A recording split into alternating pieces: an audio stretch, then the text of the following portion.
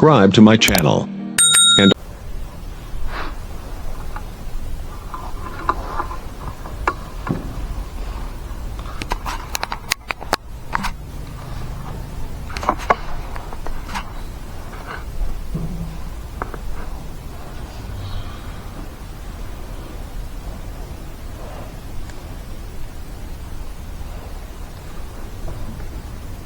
بسم اللہ الرحمن الرحیم الحمدللہ وحدہ والصلاة والسلام علی من لا نبی بعدہ اما بعد فاعوذ باللہ من الشیطان الرجیم بسم اللہ الرحمن الرحیم لیلۃ القدر خیر من الف شہر صدق اللہ العظیم اللہم صلی علی محمد وعلی آل محمد كما صليت على إبراهيم وعلى آل إبراهيم إنك حميد مجيد اللهم بارك على محمد وعلى آل محمد كما باركت على إبراهيم وعلى آل إبراهيم إنك حميد مجيد میرے انتہائی قابل احترام بزرگوں اور بھائیوں، کل کے درس میں آپ کی خدمت میں عرض کیا گیا تھا کہ اعتکاف کرنے کا مقصد ہے لیلۃ القدر کو تلاش کیا جائے اور لیلۃ القدر کو عبادت میں گزارا جائے۔ لیلۃ القدر کیا ہے؟ قرآن پاک کے 30ویں پارے کی ایک پوری صورت ہے، اس کا نام ہی سورۃ القدر ہے، جس کی ایک آیت میں نے آپ کے سامنے تلاوت کی ہے۔ اللہ فرماتے ہیں لیلۃ القدر خیر من الف شہر، لیلۃ القدر 1000 مہینوں سے بہتر ہے۔ 1000 مہینوں سے یعنی لیلۃ القدر کی عبادت 1000 مہینوں کی عبادت سے، 1000 مہینے کے بنتے ہیں 83 سال اور 4 مہینے، 1000 مہینوں کے سال بنایا جائیں 83 سال اور 4 مہینے بنتے ہیں۔ اللہ فرماتا ہے اس سے بھی بہتر ہے لیلۃ القدر کی عبادت۔ کتنی بہتر ہے یہ اللہ کے سوا کسی کو پتہ نہیں۔ ایسا کیوں ہوا؟ لیلۃ القدر اللہ نے کیوں دی؟ تو حدیث مبارکہ میں آتا ہے کہ رسول اللہ صلی اللہ علیہ وسلم نے صحابہ اکرام کے سامنے پچھلی امت کے لوگوں کا تذکرہ کیا۔ ان میں ایک ایسا آدمی تھا جس نے 1000 مہینے تک مسلسل جہاد کیا۔ کتنا بھائی؟ 1000 مہینے تک مسلسل جہاد کیا۔ اسی طرح کچھ انبیاء اکرام کا تذکرہ کیا، حضرت ایوب ہیں، حضرت زکریا ہیں، حضرت حزقیل ہیں اور حضرت یوشع علیہ الصلاۃ والتسلیمات، ان کا تذکرہ کیا کہ یہ مسلسل 80 سال تک عبادت میں لگے رہے۔ اب ظاہر ہے کہ امت محمدیہ صلی اللہ علیہ وسلم کی عمر جو ہے نا، آپ نے فرمایا کہ میری امت کی عمر 60 سے 70 سال کے درمیان ہے۔ عام طور پہ اس عمر میں لوگ دنیا سے رخصت ہو جائیں گے، تو ادھر ٹوٹل عمر 60 سے 70 سال اور ادھر عبادت کی عمر صرف 80 سال۔ تو رسول اللہ صلی اللہ علیہ وسلم کو پریشانی ہوئی کہ بھئی میری امت تو جو ہے وہ پچھلی امتوں کے برابر عبادت کر سکتی، تو اللہ نے پھر اس موقع پر یہ لیلۃ القدر تحفے کے طور پہ دی کہ ان کو تو 1000 مہینہ مسلسل مشقت کرنی پڑی، 80 سال عبادت کرنی پڑی، پھر ثواب ملا۔ میں تمہیں ایک رات ہر سال میں ایسی دے دیتا ہوں کہ جس کی عبادت 1000 مہینوں سے بھی بہتر ہے، اور بہتر کتنی ہے اللہ کے سوا کسی کو پتہ۔ بھئی یہ نعمت ہے کہ نہیں؟ کیوں جی؟ سانگلہ اہل کے بزرگوں بولو نا، یہ نعمت ہے کہ نہیں؟ ہے نا نعمت؟ اسے فائدہ اٹھانا چاہیے۔ کس سے؟ لیکن صورتحال یہ ہے کہ کسی کو متعین طور پر بھی بتا دیا جائے نا یہاں کی کہ بھئی آج رات لیلۃ القدر ہے، پھر بھی نہیں آئیں گے، پھر بھی اتنے کو 2-4 اور زیادہ ہو جائیں گے، بس اتنا فرق پڑے گا، اس سے زیادہ۔ وجہ کیا ہے؟ میں نے کل بھی عرض کیا تھا کہ اللہ ناراض ہے ہم سے، وہ ہمیں اپنے گھر میں آنے نہیں دیتا۔ وجہ یہ ہے، اور جب تک ہم اس ناراضگی کو دور نہیں کریں گے ہمارا مسئلہ حل نہیں ہوگا۔ اللہ موقع دے دے، ہمیں سمجھ دے دے اور فائدہ اٹھانے کی توفیق دے دے کہ یہ وقت دوبارہ نہیں ملے گا۔ تو لیلۃ القدر اب ہوتی کہاں ہے؟ کن راتوں میں ہوتی ہے؟ تو رسول اللہ صلی اللہ علیہ وسلم کی بہت ساری احادیث ہیں جن سے پتہ چلتا ہے کہ لیلۃ القدر رمضان المبارک کے آخری عشرے میں ہوتی ہے۔ تحروا لیلۃ القدر فی الوتر من العشر الاواخر من رمضان، آپ صلی اللہ علیہ وسلم کا ارشاد ہے کہ لیلۃ القدر کو رمضان المبارک کے آخری 10 دنوں کی طاق راتوں میں تلاش کرو. اور طاق رات کون سی ہوتی ہے؟ طاق وہ ہوتا ہے نا جو 2 پہ تقسیم نہ ہو. 21ویں 23ویں 25ویں 27ویں اور 29ویں، یہ 5 راتیں جو عبادت میں گزارے گا اللہ کی رحمت سے پوری امید ہے کہ لیلۃ القدر اسے مل جائے گی. ٹھیک ہے جی، لیلۃ القدر اسے مل جائے گی. ہم عائشہ رضی اللہ تعالیٰ عنہ فرماتی ہیں کہ میں نے رسول اللہ صلی اللہ علیہ وسلم سے پوچھا کہ اگر مجھے پتہ چل جائے کہ فلاں رات لیلۃ القدر ہے تو میں اللہ سے کون سی دعا کروں؟ میں اللہ سے کون سی دعا کروں؟ تو آپ صلی اللہ علیہ وسلم نے ارشاد فرمایا یہ دعا کرنا، اللہم انک عفو تحب العفو فاعف عنا. فاعف عنی دونوں طرح ٹھیک کہ اے اللہ آپ معاف کرنے والے ہیں، معافی کو پسند کرتے ہیں، لہذا مجھے بھی معاف کر دیں. آپ نے فرمایا یہ دعا کرنا. لہذا ان راتوں میں کثرت سے یہ دعا مانگنی چاہیے، اور بھی اللہ توفیق دے تو مانگ لینی چاہیے. ذکر اذکار اور جتنا کچھ درود شریف تلاوت نوافل جو کچھ ہو سکے کرنے کی کوشش کرنی چاہیے. اس پوری رات میں اللہ کی رحمتیں بارش کی طرح برستی ہیں. جبریل آتے ہیں، حدیث پاک میں آتا ہے جبریل فرشتوں کی جماعت کے ساتھ زمین پر آتے ہیں. ہر بندہ جو کھڑا ہو بیٹھا ہو نماز پڑھ رہا ہو اللہ کا ذکر کر رہا ہو اس کو سلام بھی کرتے ہیں اور اس سے مصافحہ ہاتھ بھی ملاتے ہیں. سمجھ آ رہی بات کی نہیں؟ اب اس رات کو حاصل کرنے کا طریقہ کیا ہے؟ میں نے کل آپ کی خدمت میں عرض کیا تھا کہ بڑا آسان ہے اگر ہم حاصل کرنا چاہیں تو پھر بڑا آسان ہے. اور بھائی ایک بات ہمیشہ یاد رکھیے گا، ایک بزرگ تھے وہ فرمایا کرتے تھے کہ قدر جاننے والے کے لیے ہر رات لیلۃ القدر ہے. قدر جاننے والے کے لیے ہر رات لیلۃ القدر ہے. بس اللہ ہمیں اس کی سمجھ دے دے. جن کو سمجھ آئی انہوں نے ایسی زندگی گزاری کہ ہم جیسوں کو اس پر یقین بھی نہیں آتا. تو لیلۃ القدر حاصل کرنے کے لیے سب سے آسان طریقہ یہ ہے جو رسول اللہ صلی اللہ علیہ وسلم نے ہمیں ایک زبردست تحفہ دیا ہے. آپ نے ارشاد فرمایا من صلی العشاء بالجماع، جس بندے نے عشاء کی نماز جماعت کے ساتھ پڑھی اس کو آدھی رات تک کی عبادت کا ثواب ملتا ہے. یہ ایسے ہے جیسا کہ یہ آدھی رات عبادت کرتا رہا. اور جس نے فجر کی نماز بھی جماعت کے ساتھ پڑھ لی آپ نے فرمایا اسے پوری رات کی عبادت کا ثواب. یہ ایک دن کے لیے نہیں بلکہ یہ ایک رات کے لیے نہیں ہے بلکہ ہمیشہ کے لیے. ساری زندگی عشاء کی نماز جماعت کے ساتھ پڑھو اور فجر کی نماز جماعت کے ساتھ پڑھو، اس بندے کو پوری رات کی عبادت کا ثواب ملے گا. اس کے بعد اس کے ساتھ یہ ہے کہ اس کے علاوہ چاہے کوئی نیکی نہ کرے، عشاء کی نماز پڑھے جا کے سو جائے یا کسی جائز کام میں مصروف ہو جائے، پھر صبح کی نماز آگے جماعت کے ساتھ پڑھ لے، اس کو پوری رات کی عبادت کا ثواب ملے گا. نیکی بھی کوئی نہ کرے چاہے اور گناہ نہیں کرنا، نہیں تو گناہ علاج کر دے گا. گناہ سے بچنا ہے، نیکی بھی نہ کرے، پوری رات صرف عشاء اور فجر جماعت کے ساتھ پڑھے، پوری رات کی عبادت کا ثواب ملے گا. آج جو ہے کہہ رہا میں تراویح بھی پڑھی جاتی ہے ساتھ. کیوں بھی تراویح بھی آج کے نئے سکالر جو ہے نا وہ پاکستانی قوم کی سہولت کے لیے کہتے ہیں تراویح ہے ہی. تو یہ بدبخت لوگ ہیں. تراویح ہے ہی تو احادیث میں ہے، ساری امت مسلمہ ہر جگہ پڑھتی ہے، اس کو کیسے نظر انداز کریں؟ لیکن ہم شارٹ کٹ کے اتنے عادی ہیں کہ آنکھوں سے نظر بھی آ رہا ہو کہ یہ بات غلط ہے لیکن کوئی بتا دے تو کہتے ہیں ٹھیک، مطمئن ہو جاتے ہیں.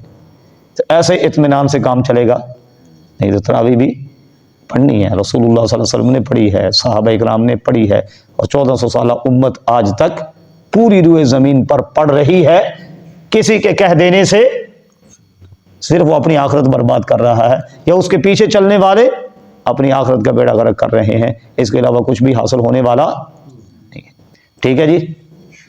اب یہ آپ نے یہ سہولیات اور یہ تحفے کیوں دیے کہ امت عمل کرے؟ لیکن امت اتنی بے نیاز ہے کہ اس کے پاس ٹائم ہو تو وہ نماز پڑھتی ہے ورنہ وہ نماز پڑھنے کی ضرورت تھی. ایسے بھی ملے ہیں، ایسے بھی. ایک آدمی تھا مسجد کے سامنے اس کا گھر تھا، یہ ماننے والے کی بات ہے. ایک دن غلطی سے وہ مسجد میں آ گیا، آتا نہیں تھا ویسے. میری ملاقات ہوگی تو میں نے اسے کہا یار نماز پڑھا کرو. نے کہتا ہے جی نماز پڑھ لیں تو ثواب ہوتا ہے، نہ پڑھیں تو پھر بھی کچھ نہیں ہوتا. یہ مسلمان کہہ رہا ہے نماز پڑھ لیں تو ثواب ہے، نہ پڑھیں تو پھر بھی. جبکہ اللہ کے رسول صلی اللہ علیہ وسلم کیا فرماتے ہیں؟ بین الرجل و بین الکفر ترک الصلاۃ، آدمی اور کفر کے درمیان فرق کرنے والی چیز نماز کا چھوڑ دینا ہے. اور میں نے کل جمعے پہ عرض کیا تھا کہ پاکستان میں تو ولی بننے کے لیے بھی نماز پڑھنے کی ضرورت، کرامتیں بڑی اس کی سنائیں گے لیکن پوچھو نماز پڑھتے نہیں، نماز نہیں سی پڑھتے۔ نماز کیوں بھائی؟ نماز سے پوری پرہیز کرتے تھے، اتنے پرہیزگار تھے کہ نماز کے قریب بھی جاتے تھے۔ یہ کس کی نشانی ہے بھائی؟ بولو بھائی۔ حضرت جنید بغدادی رحمۃ اللہ علیہ تو فرماتے ہیں کہ جو ایک سنت کو بھی چھوڑتا ہے نا، ہوا میں اڑتا ہوا بھی تمہیں نظر آئے تو اس جوتے مارنے کے قابل ہے، وہ ولی بننے کے لائق۔ ہوا میں اڑنا یہ تو کمال ہے جو مچھر کو بھی حاصل ہے، ٹھیک ہے؟ پانی پر تیرنا یہ کمال ہے جو جانوروں کو، پرندوں کو بھی، مچھلی، مگرمچھ، بطخ پانی پہ تیر لیتے ہیں نا، اس کو لوگ کمال سمجھتے ہیں۔ ہوا میں مچھر اڑتا ہے اس کو کمال سمجھتے ہیں، لیکن رسول اللہ صلی اللہ علیہ وسلم کے مبارک طریقوں کے مطابق زندگی گزارنا، اس کو کوئی کمال، حالانکہ جن لوگوں کو اللہ نے یہ سمجھ دی ہے نا، حضرت مجدد الفسانی رحمۃ اللہ علیہ کا نام سنا ہے؟ کیوں بھائی؟ میری طرف توجہ فرمانا۔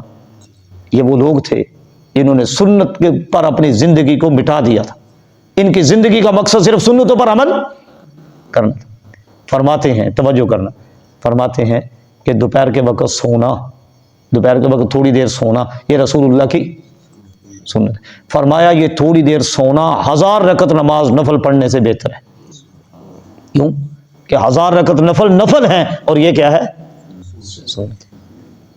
تو سنت کی قدر و قیمت نہیں ہے، اس لیے ولایت کا معیار اور بن گیا ہے۔ کیوں بھائی؟ بیچارے ایسے لوگ کہ جن کی شکل و صورت، نہ داڑھی، نہ سنت کے مطابق عمل، نہ نماز، نہ روزہ، نہ حج، نہ زکوٰۃ، کوئی عمل نہیں، اور شکل سے یوں لگتا ہے جیسے اس کی روح کو عذاب ہو رہا ہے، لیکن ہمارے ہاں وہ کیا ہے؟ وہ ولی کامل ہے۔ کیا ہے بھائی؟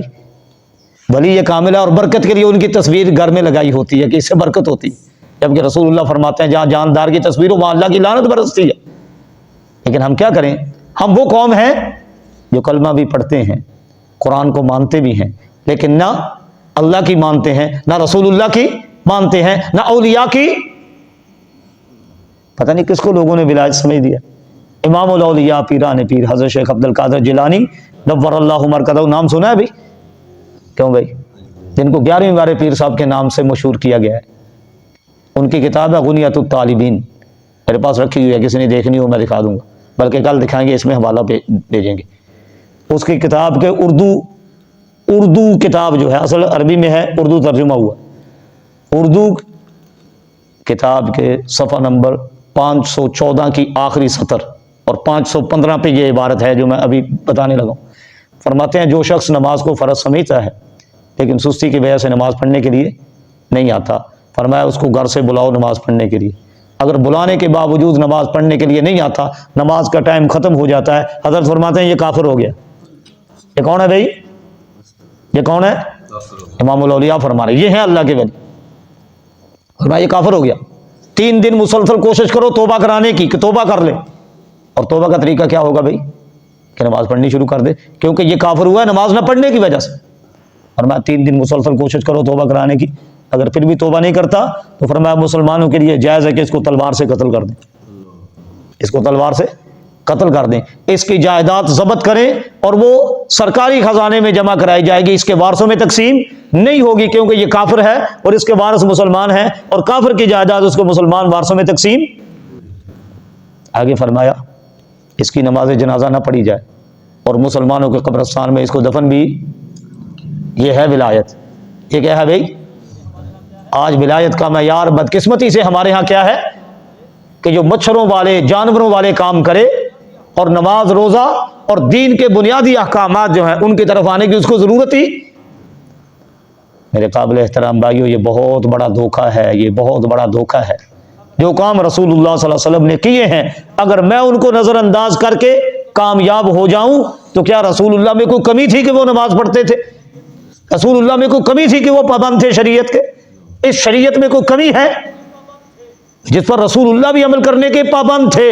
کیا رسول اللہ صلی اللہ علیہ وسلم نے زندگی میں کبھی کوئی نماز چھوڑی ہے؟ نماز چھوڑنا تو دور کی بات ہے، جماعت بھی کبھی۔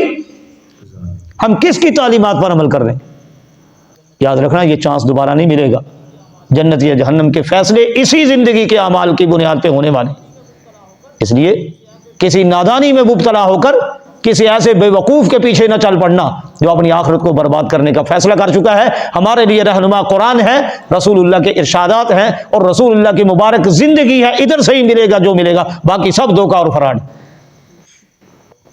سمجھ آ رہی بات کی؟ کیوں بھائی؟ اب آگے چلتے ہیں، توجہ فرمائیے گا. رسول اللہ صلی اللہ علیہ وسلم نے ہمیں کیسے زبردست تحفے دی کہ عشاء کی نماز جماعت کے ساتھ پڑھو، فجر کی نماز جماعت کے ساتھ پڑھو. کیا ہوگا بھائی؟ پوری رات کی عبادت کا ثواب ملے گا. ٹھیک ہے، اور آگے چلیے کرنے والے جو کام ہیں. یہ جو ہے 21ویں پارے میں ایک سورت ہے جس کا نام ہے سورت الف لام میم السجدہ. الف لام میم تنزیل الکتاب لا ریب فیہ من رب العالمین. چھوٹی سی سورت ہے، 5-7 منٹ لگتے ہیں پڑھنے میں. ٹھیک ہے، اور ایک 29ویں پارے کی پہلی سورت ہے، اس کا نام ہے سورہ ملک. تبارک الذی بیدہ الملک وہو علی کل شیء. رسول اللہ صلی اللہ علیہ وسلم نے ارشاد فرمایا جو بندہ ان دو صورتوں کو مغرب اور عشاء کی نماز کے درمیان میں پڑھے گا اس کو لیلۃ القدر کی عبادت کے برابر ثواب ملے گا. کتنا بھائی؟ ٹوٹل 10-12 منٹ لگتے ہیں دونوں کو پڑھنے. ہمت کریں گے؟ یہ پیکج کیوں دیے ہیں؟ تاکہ امت عمل، لیکن امت کو کوئی بات سمجھ. تو یہ کرنے والے کام ہے. عشاء اور فجر کی نماز کبھی جماعت سے، بلکہ ساری نہ چھوڑو کہ یہ کس کے کرنے والے کام. ساری نہ چھوڑو، گارنٹی ہے کہ ایمان کے ساتھ دنیا سے جاؤ گے. اللہ قدم قدم پر تمہاری مدد کرے گا. منافقت تمہارے اندر پیدا، وہ منافقت جو بدقسمتی سے آج ہمارا ترہ امتیاز بنا ہوا ہے، با جماعت نماز کی پابندی کرو، اللہ منافقت کو ختم کر دے گا. اللہ ایمان کی حفاظت فرمائے گا. اللہ قدم قدم پہ رحمت نازل فرمائے گا اور بڑی آسانی سے اللہ جنت میں پہنچائے گا. قبر کی وحشتوں سے، پریشانیوں سے، تکلیفوں سے بچائے گا. یہ تو ہے فرض. باقی گناہوں سے بچنے کی کوشش کریں. اور یہ سورت سجدہ اور سورت ملک، اس کو پابندی کے ساتھ عشاء اور مغرب اور عشاء کی نماز کے درمیان میں پڑھیں. اگر کبھی رہ جائے تو عشاء کے بعد بھی پڑھ لیں. حدیث پاک میں آتا ہے کہ رسول اللہ صلی اللہ علیہ وسلم جب تک ان دو صورتوں کو نہیں پڑھ لیتے تھے اس وقت تک سوتے نہیں تھے. مستقل معمول تھا، یہ دو صورتیں پڑھ کے سویا کرتے تھے. اب کچھ لوگ وہ ہیں جن کو لیلۃ القدر کی برکتوں سے کوئی حصہ نہیں ملتا. اللہ نے توفیق دی تو کل عرض کریں گے. اللہ پاک اپنی رحمت سے ساری امت مسلمہ کو اس مبارک رات سے بھرپور انداز میں فائدہ اٹھانے کی توفیق عطا فرمائے. سبحان ربی العلی علی الوہاب، سبحان ربی العلی علی الوہاب، سبحان ربی العلی علی الوہاب. لا الہ الا اللہ وحدہ لا شریک لہ، لہ الملک ولہ الحمد وہو علی کل شیء قدیر. اللہم لا مانع لما اعطیت ولا معطی لما منعت ولا ينفع ذا الجد منک الجد. اللہم صلی علی محمد عبدک ورسولک وصلی علی المؤمنین والمؤمنات والمسلمین والمسلمات. اللہم ربنا آتنا فی الدنیا حسنہ وفی الآخرۃ حسنہ وقنا عذاب النار. الہ العالمین فلسطین کے مظلوم مسلمانوں کی مدد فرما دیجیے، ان کو ظلم و ستم سے ہمیشہ کے لیے نجات عطا فرما دیجیے. حماس کے مجاہدین کو اسرائیل کے صفحہ ہستی سے مٹانے کا ذریعہ بنا دیجیے. امریکہ، برطانیہ، دنیا بھر کے یہودی اور ان کے حمایتیوں کو چن چن کے اپنے قہر اور غضب کا نشانہ بنا دیجیے. الہ العالمین اہل شام کی مدد فرما دیجیے، ان کو اندرونی بیرونی فتنوں سے نجات عطا فرما دیجیے، ان کی حکومت کو مضبوط فرما دیجیے اور اپنے حکموں کے مطابق حکومت کرنے کی توفیق عطا فرمائیے. الہ العالمین اہل یمن کی مدد فرما دیجیے، ان کی دستگیری فرما دیجیے. دنیا کا فرعون ان کو مٹانے کا فیصلہ کر چکا ہے. الہی تو اس فرعون کو بھی ختم کر دے اور یمن والوں کو اس کی بربادی کا ذریعہ بنا دیجیے. ان کے علاوہ بھی دنیا بھر میں جہاں بھی مسلمان مظلوم ہیں ان کی دستگیری فرما دیجیے، ان کے مسائل کو اپنی رحمت سے حل فرما دیجیے. ہم سب کو اپنی ذمہ داریوں کو سمجھ کر ان کے مطابق عمل کرنے کی توفیق عطا فرمائیے. رب ارحمہما کما ربیانی صغیرا، رب ارحمہما کما ربیانی صغیرا، رب ارحمہما کما ربیانی صغیرا. اللہم انا نسألک حبک وحب من یحبک وحب عمل يقرب إلى حبك. ربنا تقبل منا إنك أنت السميع العليم وتب علينا إنك أنت التواب الرحيم. وصلى الله تعالى على خير خلقه محمد وعلى آله وأصحابه أجمعين. آمين. رحمتك. Subscribe to my channel